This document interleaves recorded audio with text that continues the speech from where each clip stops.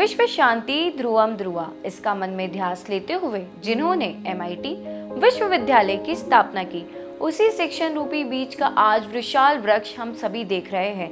ये सब जिनकी संकल्पना से उभरा है, उनकी मेहनत, उनके तप का फल है।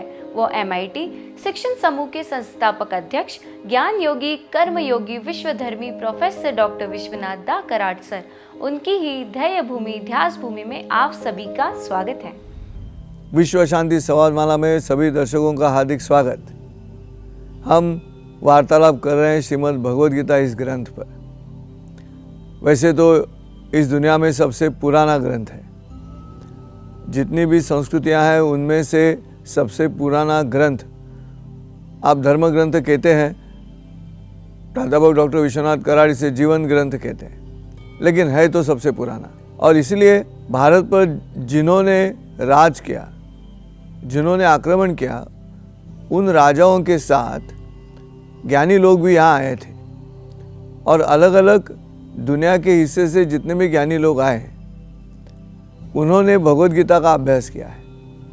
और ऐसे लगता है कि कई सारे ग्रंथ ऐसे हैं कि जिनकी रचना अलग हो सकती है, लेकिन विचार तो एक ही है और वो मूल भगवद गीता से है।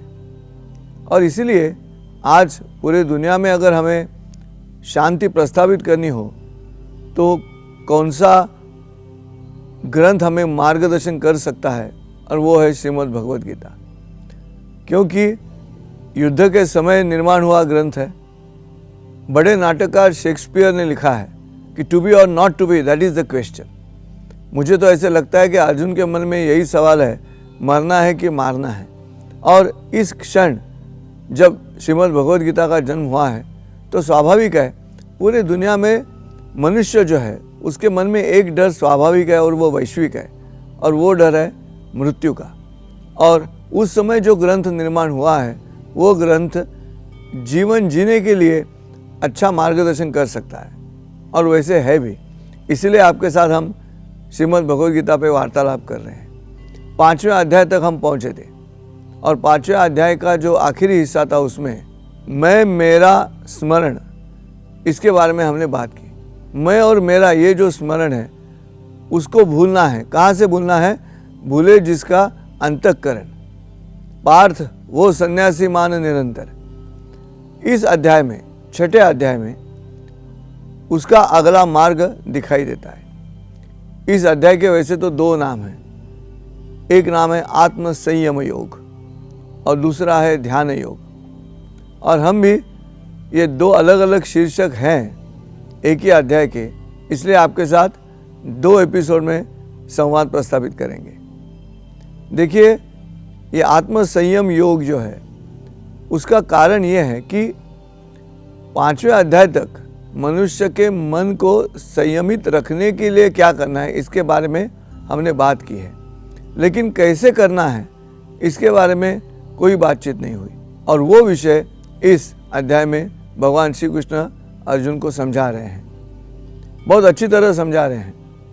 मुझे तो ऐसा लगता है कि महाराष्ट्र के संत जगत गुरु तुकाराम महाराज जी का एक अभंग है और उसमें उन्होंने लिखा है कि मन गुरु और शिष्य करी आपुलेचे दास्य। मतलब यह है, मन गुरु और मन ही शिष्य करे अपना ही दास्य। यह एक ही शरीर में जो मन है वो मन ही गुरु है और मन ही शिष्य है। ये जो रिश्ता है उस पर ध्यान देना होगा।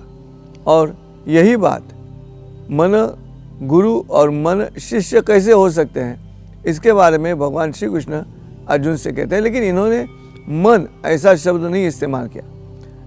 भगवान श्री कृष्ण ने यहाँ आत्मा या आत्मन ऐसा शब्द इस्तेमाल किया है। और वो श्लोक ऐसा है, उद्धरेत आत्मनात्मानम आत्मानम अवसादयत, उद्धरेत आत्मनात्मानम आत्मानम अवसादयत, आत्मैव ह्यात्मनो बंधुर आत्मैव रिपुरात्मना। ये जो आत्मन है उसके बारे में बात किया और पहले चरण में ये कहा है कि उद्धरेत आत्मनात्मानम, मनुष्य जो है उसने खुद का उद्धार करना है। स्वयं गुरु बनकर, स्वयं शिष्य बनकर शिष्य का उद्धार करना है।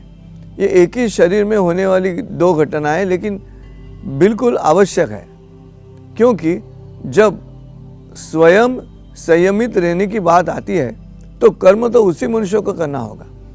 भले कोई गुरु कहे या संत कहे कि ऐसे होना चाहिए, ऐसे होना चाहिए, लेकिन प्रत्यक्ष जो कर्म है, प्रत्यक्ष जो कृति है, वो उसी मनुष्य को करनी है। जैसे कि हम सांस लेते हैं, अब कोई सिखाते हैं, योग में सिखाते हैं कि ऐसे सांस लेनी है, ऐसे करना है, ऐसे करो, वैसे करो, लेकिन ये जो सूचनाएं हैं वो सूचना अमल में लाने के लिए उसी मनुष्य को वो करना होगा। इसका मतलब यह है कि गुरु ने की हुई सूचना जो है वो समझकर अपने कर्म में वो बदलाव लाना है। और इसीलिए शायद जगत गुरु तुकाराम महाराज ये कह रहे हैं कि मन गुरु और मन ही शिष्य, क्योंकि एक गुरु जो बाहर है, शरीर के बाहर जो गुरु है, वो गुरु सूचना दे रहा है, वो अपने कानों से अंदर जाएगी। अंदर जाने के बाद उसको समझना है, सिर्फ समझना नहीं है, उसको अमल करना है उसके ऊपर, और वैसे कर्म करना होगा। वहीं से लेकर, जैसे ही आप सुनते हो, वहाँ से लेकर आगे अपने शरीर में ये दो अभिव्यक्ति तैयार होती है, और ये दो अभिव्यक्ति हैं गुरु और शिष्य की। तो मैं ही मुझे सूचना देता हूँ कि ऐसे करो। और इसीलिए जब मैं खुद के बारे में सोचता हूँ, मैं स्वयं के बारे में सोचता हूँ, जो मेरी काबिलियत है उस पर मैं सोचता हूँ, और उस काबिलियत का विनियोग मेरे उद्धार के लिए करूँगा, और वो उद्धार सबसे अच्छा होगा। कोई दूसरा आके आपका उद्धार नहीं कर सकता। और इसीलिए उद्धरेत आत्मनात्मानम, मतलब तुम खुद का उद्धार कर सकते हो। आत्मन, अपने मन का उद्धार, और मन के माध्यम से शरीर का उद्धार, कर्म का उद्धार कर सकते हो। आत्मानम अवसादयत, अगला आधा हिस्सा जो है इस वाक्य का, इस चरण का, उसमें भगवान श्री कृष्ण कहते हैं कि और यही आत्मन है जो घातक है, जो आपको विनाश की तरफ ले जाएगा। जो मन उद्धार की तरफ ले जा रहा है वही मन आपको विनाश की तरफ भी ले जा सकता है।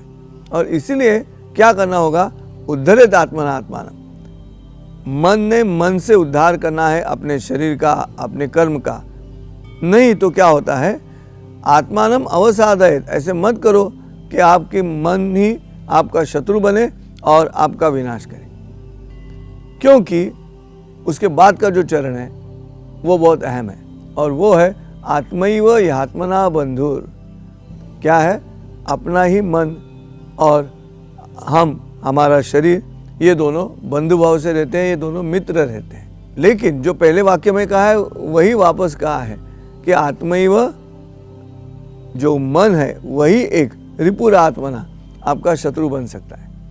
और आज वैसे होता है, अपने मन में जो ख्याल आता है, कई बार ऐसे होता है हमारे घर में, स्वाभाविक है, हम जीवन में जी रहे हैं और घर में से कोई निकल जाता है ट्रैफिक में, वो टू व्हीलर लेके जाएगा, हेलमेट नहीं पहना है, और शाम को 6 बजे घर पहुंचते हैं। अगर 6:30 हुए तो अपने मन में पहले बुरा ख्याल आता है कि देरी क्यों हो गई, कहीं गड़बड़ तो नहीं हुई, कि इस ट्रैफिक में कहीं पे एक्सीडेंट तो नहीं हुआ। इस तरह से बुरी चीज़ें हमारे मन में आती हैं। और जब ये जो मन है गलत सोचने वाला, वो रिपु है, वो शत्रु है तुम्हारा।